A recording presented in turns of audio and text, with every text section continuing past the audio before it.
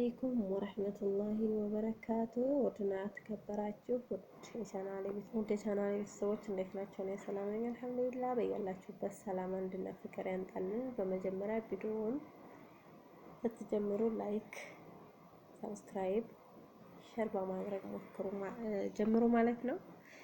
ዛሬ የገጠር ልጆች ሆናችሁ ይህንን የሚመስል ጤፍ ማሻአላህ እና ወዶቼ ኢንሻአላህ እንግዲህ ያው የጋዝ አስተጣጠብ ያሳየዋችሁ ነው።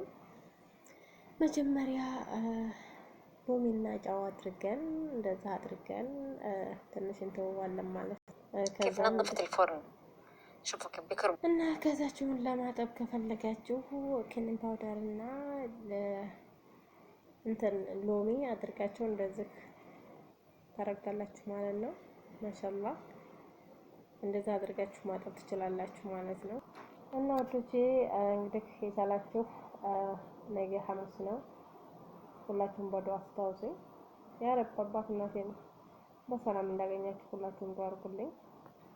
እና ወዶቼ ከቻላችሁ እንግዲህ ነገ ሐሙስ ነው።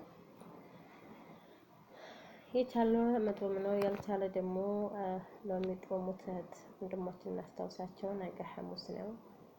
መልካም ስራ ሰርቶ ከተቀበላቸው ያደርገን ማለት ነው።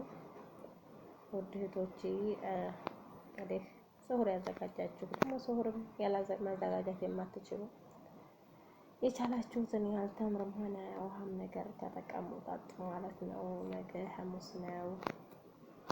ሁላችንም በዱዓ እንረሳሳ።